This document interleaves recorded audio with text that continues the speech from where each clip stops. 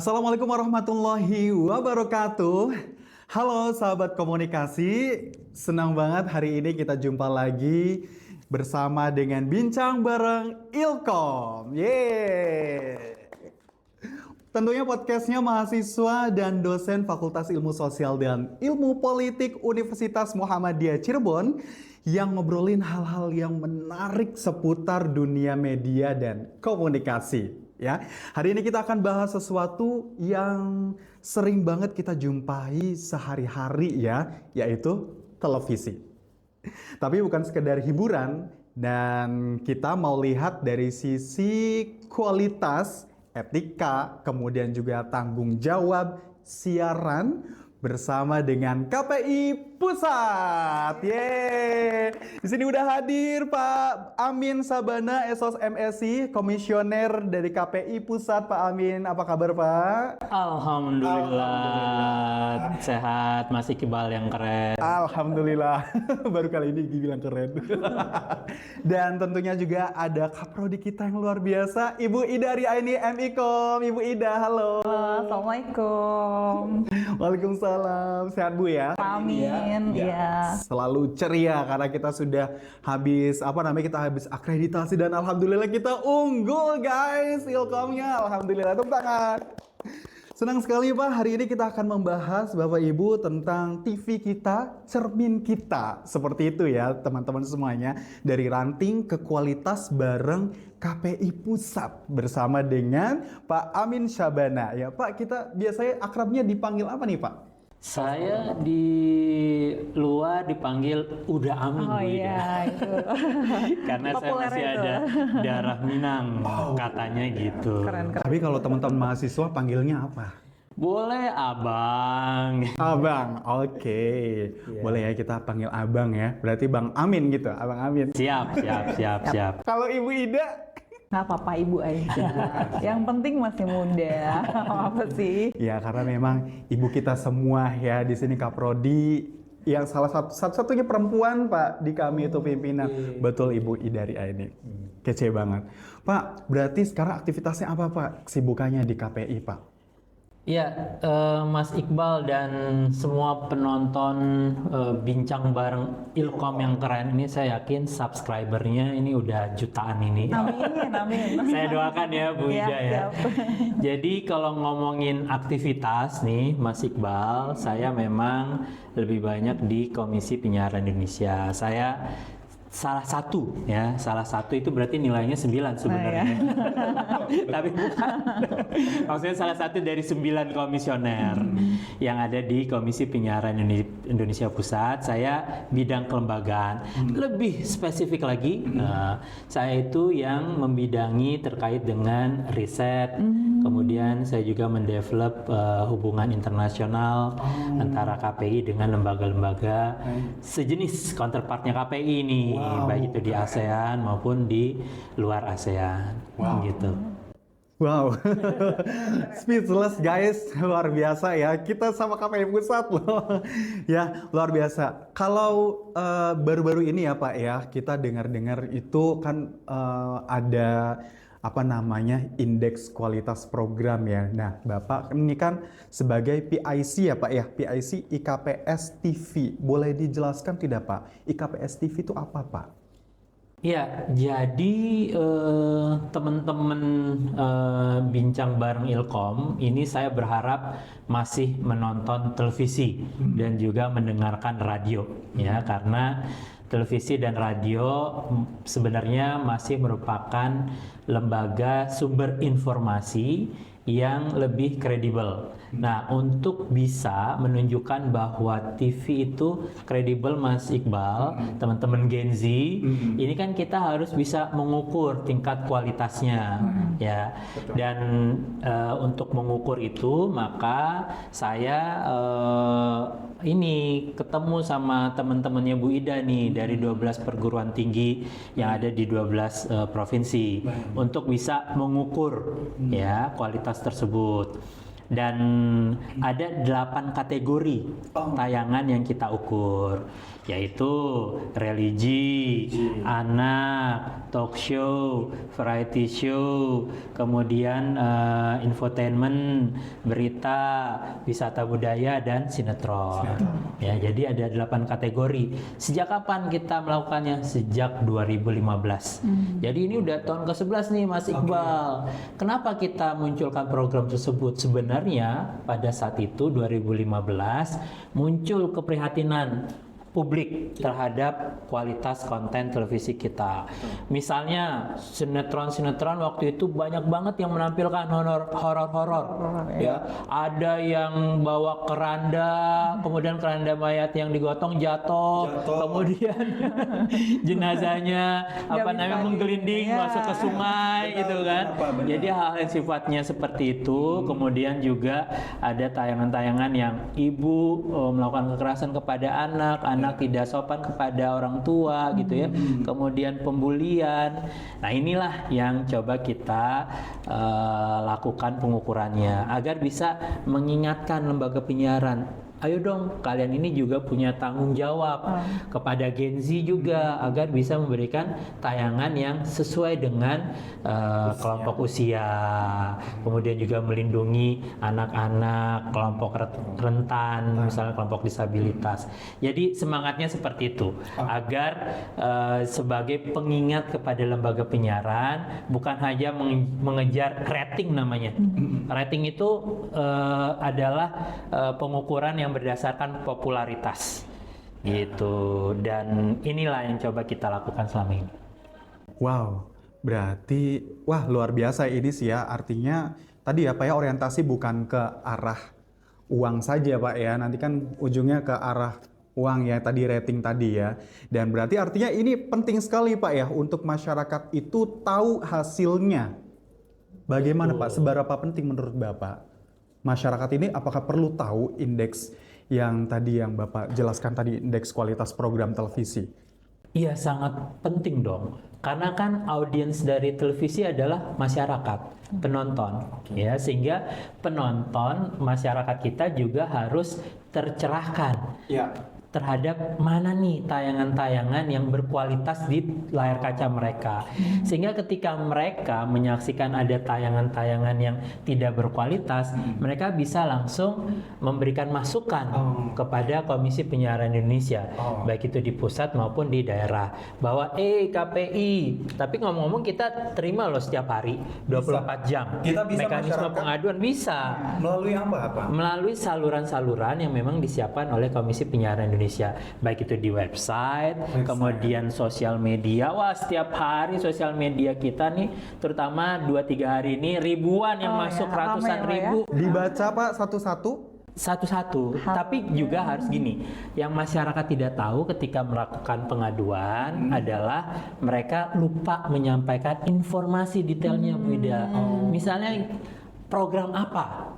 Ya kan, nama programnya apa, kemudian adegan mana yang dianggap melanggar, baik itu pedoman yang ada di KPI, P3SPS, ataupun norma-norma agama misalnya, norma kemasyarakatan gitu ya. Kemudian tanggal berapa program tersebut, ya jam berapa ditayangkan. Dan kita berharap juga ada misalnya, karena ini televisi ataupun radio, ada potongan-potongan, sehingga apa? Sehingga KPI bisa menindaklanjuti. Nah, tapi umumnya mungkin hampir lebih dari 80% itu cuma KPI ini kenapa ya menyensor program SpongeBob misalnya gitu kan, menyensor program olahraga berenang pada saat PON atau apa gitu kan. Nah, pengaduan-pengaduan seperti ini kan yang tidak berdasarkan bukti.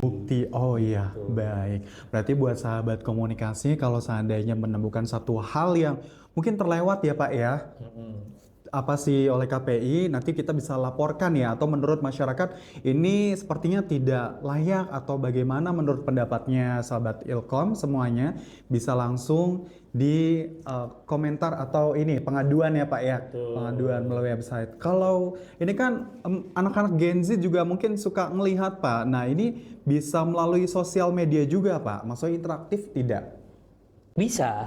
Jadi masyarakat termasuk Gen Z ya pendengar dan penontonnya Bincang bareng Ilkom Ya. itu bisa selama 24 jam memberikan masukan melalui Instagram KPI gitu ya.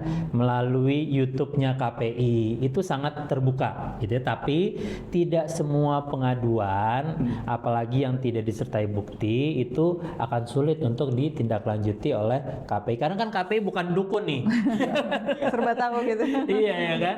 Jadi semua harus berdasarkan bukti dan tidak semua juga pengaduan yang disampaikan itu berakhir dengan misalnya peringatan.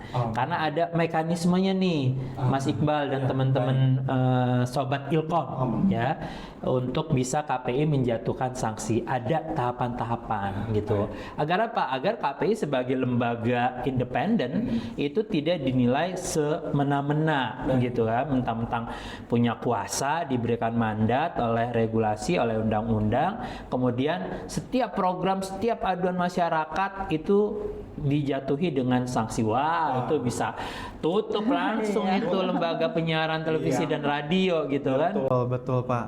Oh, begitu ya, ada regulasinya ya teman-teman semuanya ya.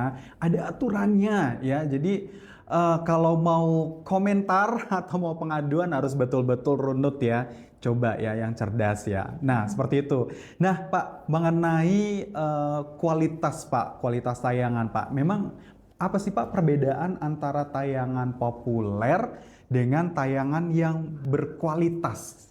Oke, ini emang luar biasa nih hostnya. Mewakili ya, hostnya sangat smart. Jadi gini, yang dimaksud dengan rating itu berdasarkan popularitas. Ya, jadi setiap hari ada lembaga pemeningkatan internasional yang mengeluarkan rating setiap program pada setiap televisi. Jadi bayangkan, sekarang kita aja punya puluhan stasiun televisi, SSJ yang kita sebut ya. Kemudian dalam satu stasiun televisi tersebut itu mungkin ada puluhan setiap hari program. Nah, setiap program itu dilihat popularitasnya.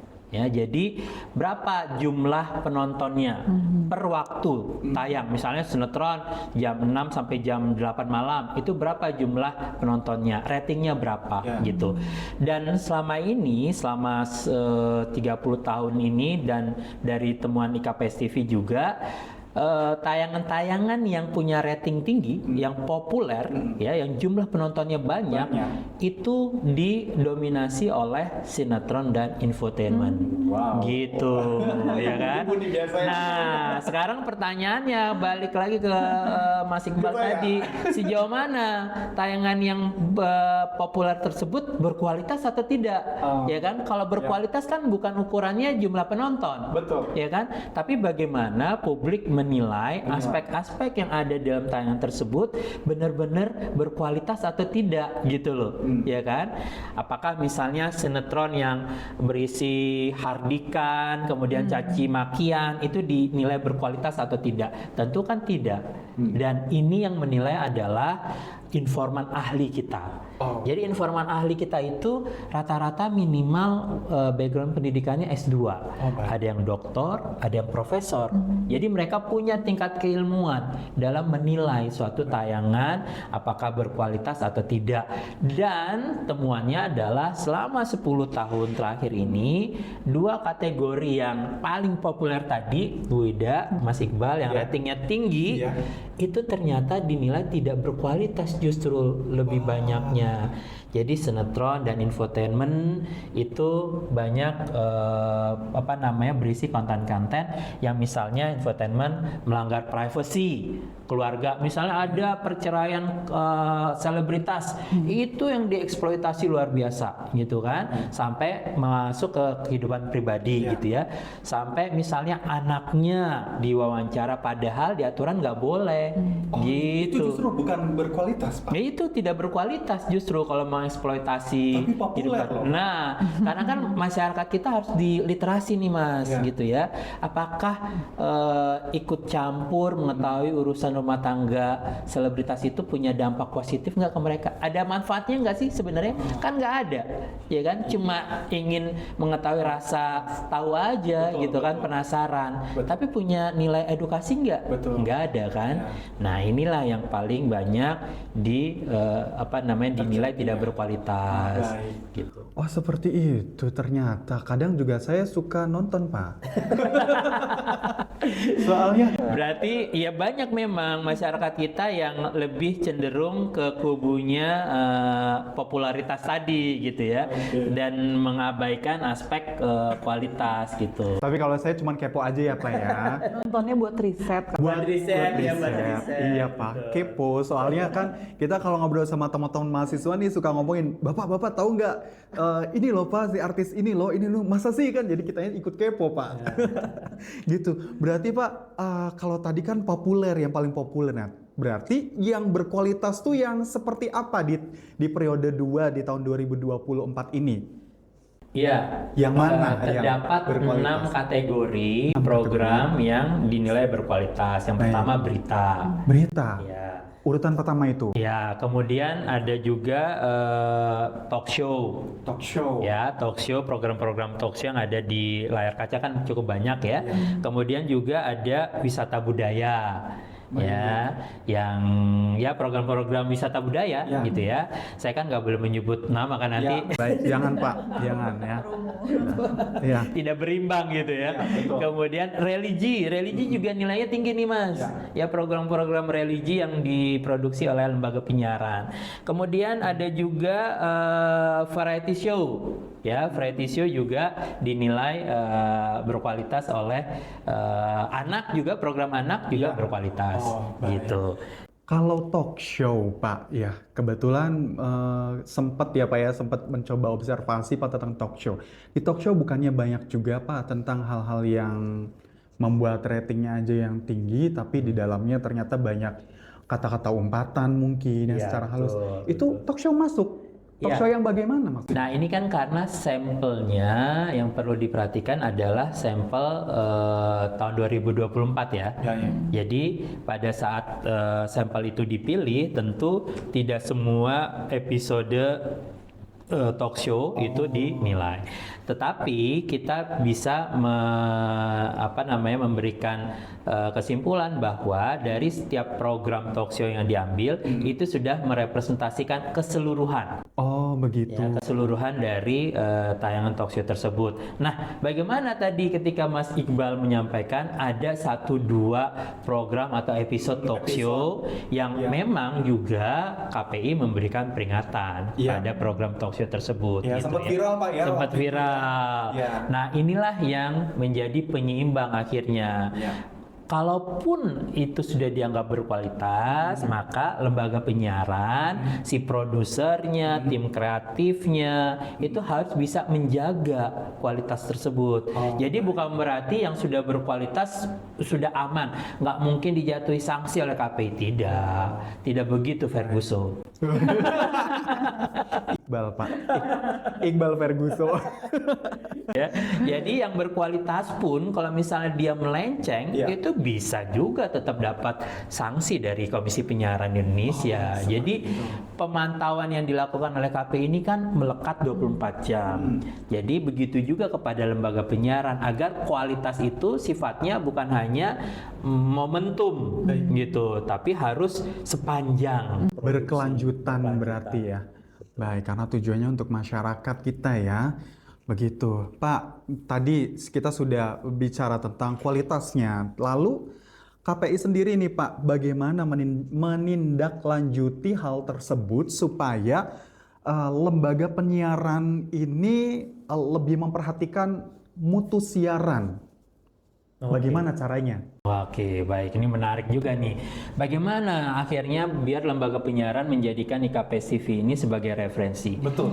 Itu yang kita lakukan dengan melakukan dialog-dialog secara intensif kepada lembaga penyiaran. Seperti pada acara di UM Cirebon, kita menggandeng salah satu lembaga penyiaran untuk bisa mendengarkan hasil dari IKPS TV. Selain itu juga kita setiap tahun melakukan event besar namanya Expose IKPS TV.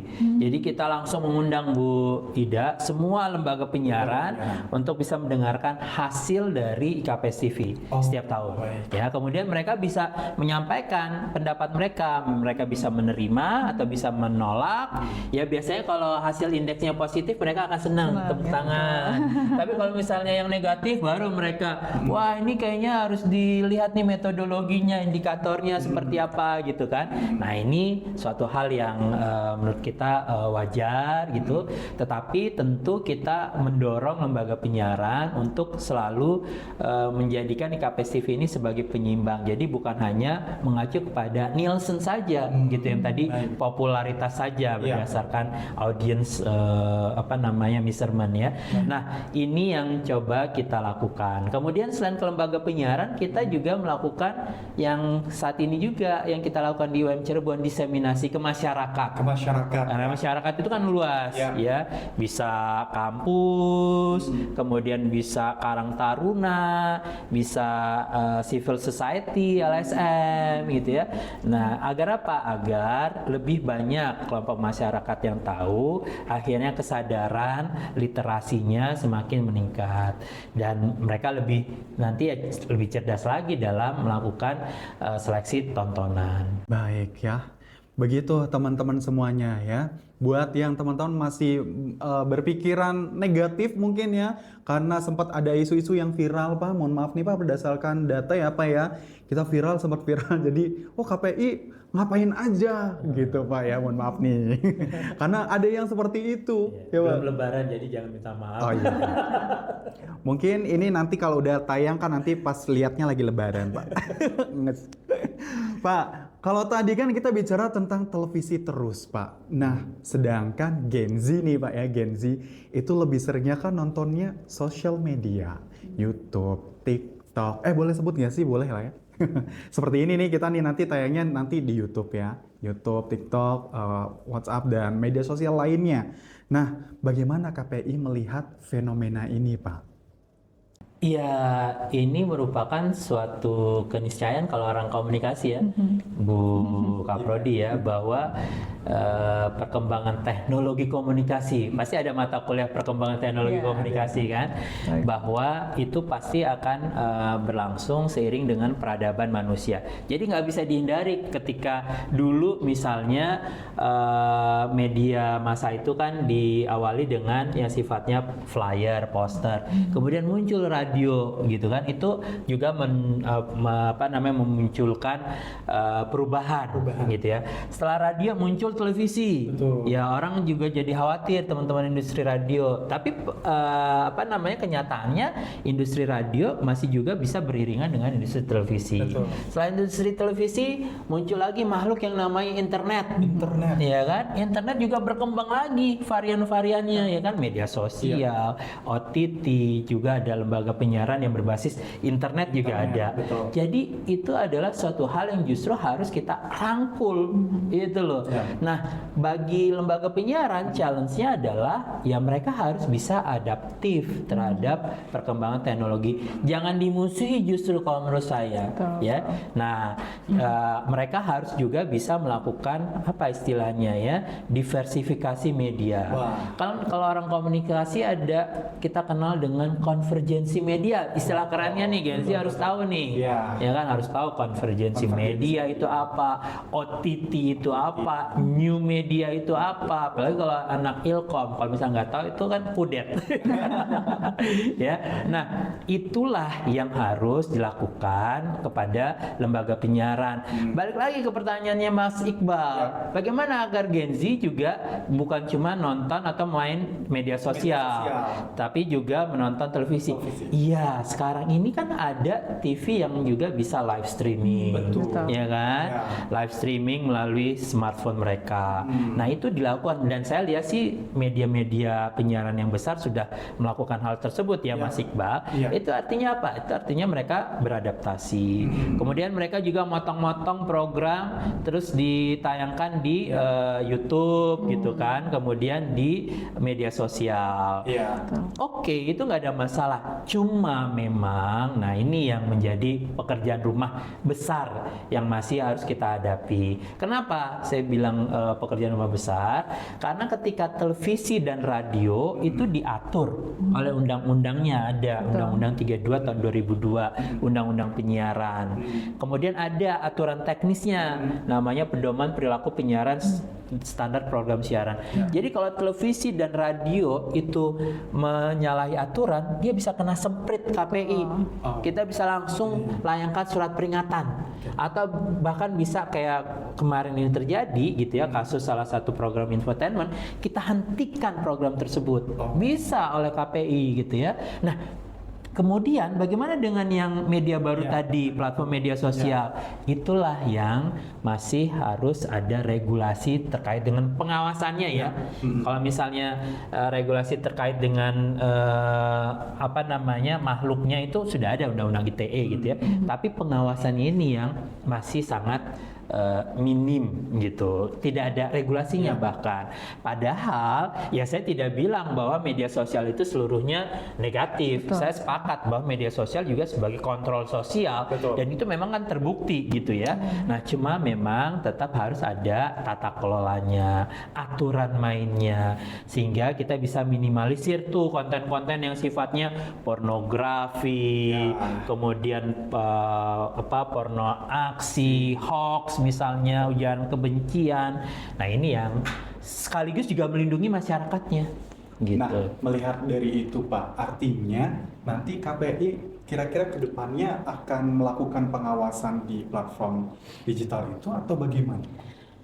Ya kita kan bekerja sesuai mandat regulasi. Regulasi yang existing sekarang ini masih TV dan radio.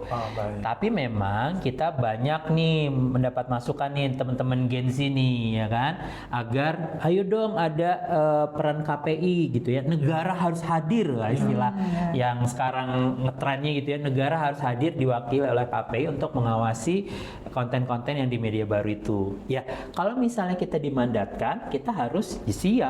Itu artinya apa? Itu artinya infrastrukturnya juga harus disiapkan. Karena TV dan radio saja itu sudah luar biasa infrastruktur yang harus dimiliki.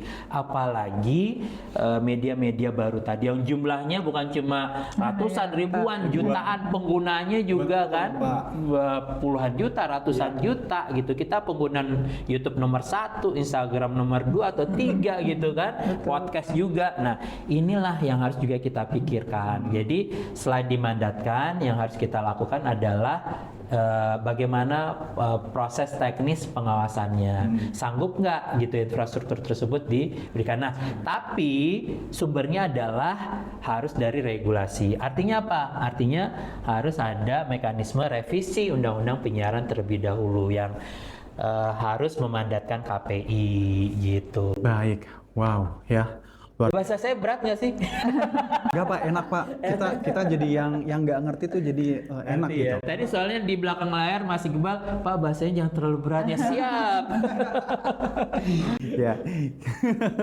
Baik Pak. Nah tadi ya apa yang tadi Bapak sampaikan berarti gimana Pak caranya Pak supaya, karena kan kita sudah kan dari KPI belum meranah kepada ya platform digital tadi. Lalu berarti artinya kita yang bisa kita lakukan sekarang berarti tipsnya bagaimana Pak? Kalau dari KPI itu untuk menyikapi hal-hal supaya kita tuh tidak termakan oleh konten-konten yang negatif, kemudian yang hoax begitu. Oke. Sementara ini gitu ya, dari Iya. KPI-nya belum.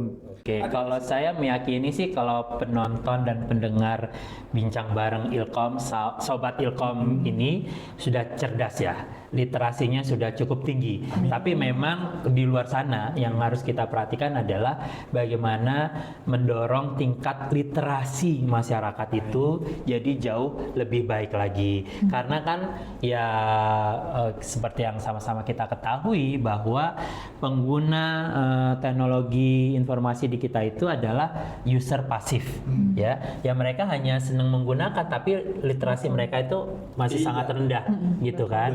Dan ini menjadi pekerjaan rumah gitu. Nah, dan bukan cuma menjadi tanggung jawab KPI untuk memberikan literasi, tapi juga Bu Ida, Mas Iqbal melalui forum kelas, melalui podcast keren ini gitu ya, untuk selalu menyampaikan pentingnya literasi kepada masyarakat dalam mengkonsumsi informasi. Jangan langsung percaya ketika mendapatkan informasi di media sosial ya, sebelum ada proses verifikasi beberapa tahap. Caranya gimana sih?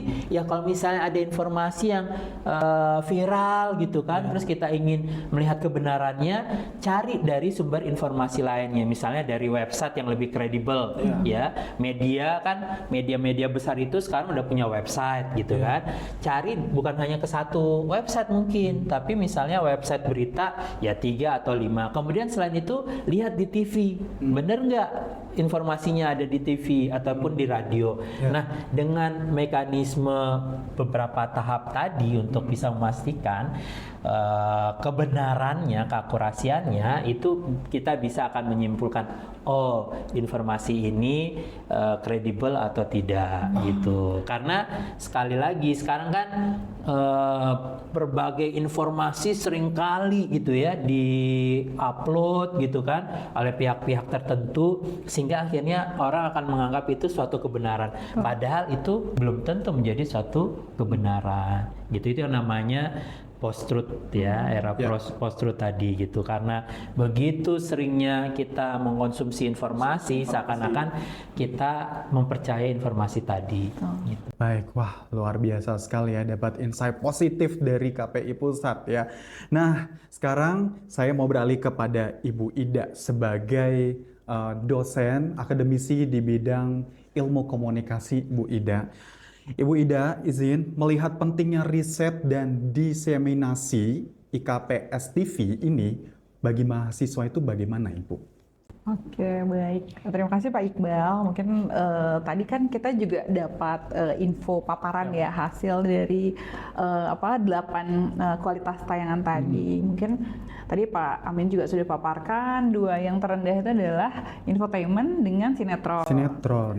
Ya mungkin kalau kita tanyakan ke mahasiswa, rata-rata mereka memang nggak nonton nih yang 2 ini gitu.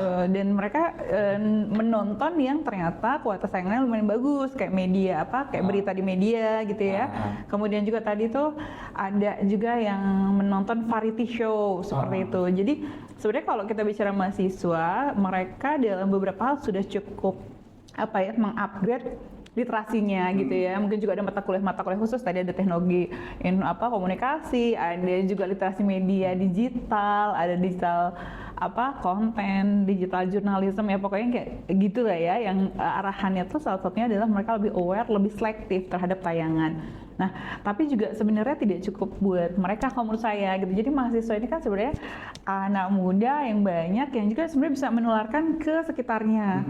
Kalau di kelas-kelas kami itu mungkin tadi Pak Amin juga paparkan bahwa tidak cuman tugas KPI sudah punya banyak tugas yang cukup berat gitu ya. Tapi kita juga sebenarnya sebagai orang-orang atau insan di sekitar penyiaran gitu ya, itu juga punya tugas untuk juga menyadarkan atau juga menjaga tadi gitu ya. Jadi mutu kualitas siaran yang tadi sudah dipaparkan membuat kita lebih selektif, dan juga ke depannya mungkin nantinya bisa jadi kayak acuan gitu loh.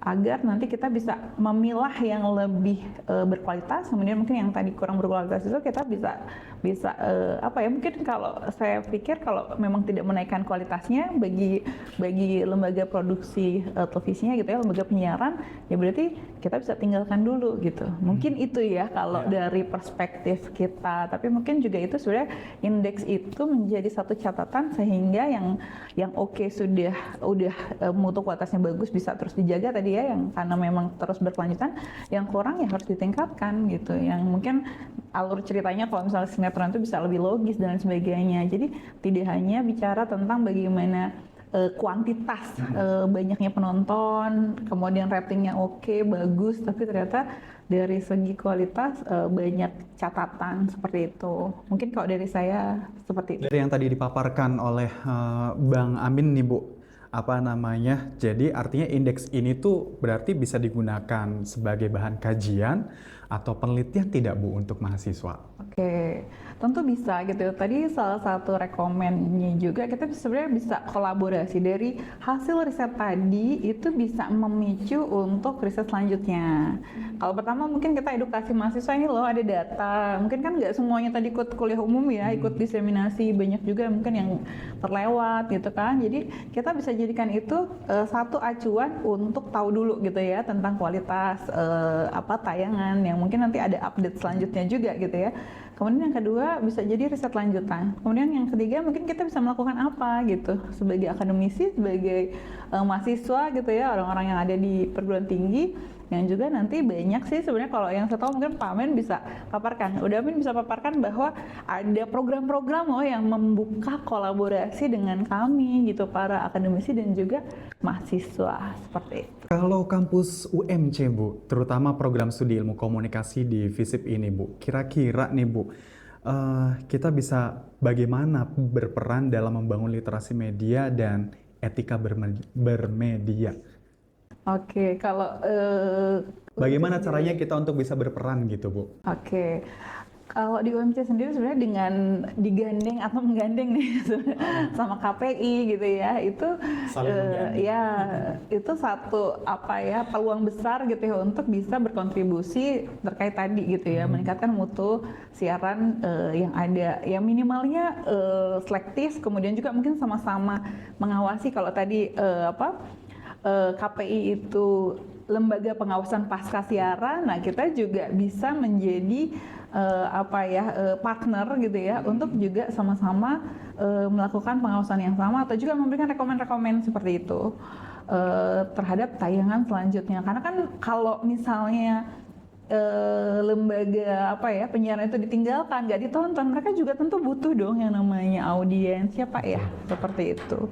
Sampai sekarang ketika kita atau Gen Z kita banyak yang nonton sosial media, mereka juga kan sebenarnya berharap kita bisa lebih proporsional dan ayo kembali ke lembaga penyiaran yang bisa lebih terpercaya, dan memang realitanya seperti itu kok gitu. Mereka punya gatekeeper, mereka punya pengawasan internal dulu gitu dan lain sebagainya, yang justru sebenarnya siarannya itu bisa lebih berkualitas secara umum atau setidaknya bisa diawasi dulu gitu dibandingkan dengan lembaga bukan lembaga ya, maksudnya konten-konten yang ada di media sosial yang produsen sampai publishernya juga itu juga seperti itu. Betul. Berarti untuk kedepannya nih, mumpung ada Bang Amin di sini, gitu kan, Bu Ida, kira-kira rencana kedepannya kita kolaborasi apa nih Pak? Bang Amin sama kita ya Bu ya, sama Prodi Ilmu Komunikasi. Ada kerjasama selanjutnya, siap. Ya saya justru tadi di belakang layar men-challenge Pak Dekan sama Bu Ida, ayo UM Cirebon ber-MOU sama KPI Pusat, langsung dengan KPI Pusat loh ya. Jadi kan punya tentu nilai untuk UM Cirebon dari akreditasi yang akan dilakukan gitu ya. Dan kita sangat terbuka untuk Tridharma kan kalau di PTMA itu bukan Tridharma lagi ya, Pancadharma ya, Pancadharma. Jadi ya kita sangat terbuka untuk kolaborasi di bidang pengajaran, penelitian tadi, kalau misalnya dibutuhkan data-data seperti apa, kemudian juga pengabdian masyarakat gitu. Tadi yang disampaikan oleh Bu Kaprodi itu juga sangat penting ya. Misalnya gitu ya, mahasiswa Ilkom UM Cirebon melakukan pemantauan selama 1 bulan, dibagi dalam beberapa kelompok gitu ya. Nanti hasil dari pemantauannya itu diberikan kepada KPI. Kalau di sini kan mungkin Jawa Barat ya, jadi kepada KPID Jawa Barat. Nanti KPID Jawa Barat yang akan menerima kemudian memberikan sertifikat pengabdian masyarakat gitu. Jadi itu saya sih memang seneng yang konkret-konkret gitu kan. Makanya saya ke UM Cirebon saja itu cuma less than 1 minggu gitu saya ngubungin, bisa nggak Bu Kaprodi gitu kan. Oh bisa Pak Amin, siap kita jalan. Gitu. Kebetulan apa sih namanya, teman-teman kita juga udah ada yang pernah PKL ya Bu Ida ya, di KPI ya, di KPID. Ya Pak, dan mereka ceritanya senang banget Pak bisa di situ Pak katanya. Apalagi di KPI Pusat. Iya, makanya. Nah, waktu itu kan KKL Bu, sempet saya yang ketemu kan di sana. Pak, mereka pengen lama-lama Pak di situ sebetulnya Pak. Cuman waktu itu kan karena mungkin waktunya kitanya juga mendesak. Kitanya tuh habis jalan-jalan dulu Pak, biasanya kan ya. Mudah-mudahan nanti kolaborasinya ke depannya tuh kita tahun ini ya mudah-mudahan Pak. Kalau nggak tahun ini, tahun depan kita bersama nanti berkunjung lagi, boleh Pak? Boleh, sangat terbuka, sangat terbuka. Kita kunjungan industri ya di KPI Pusat. Tapi maunya yang lama nih Pak. Ya, Bapaknya waktu itu kan buru-buru ya. Iya, makanya kan memang untuk kunjungan dari audiens dari kampus. Ya, kitanya juga yang buru-buru juga.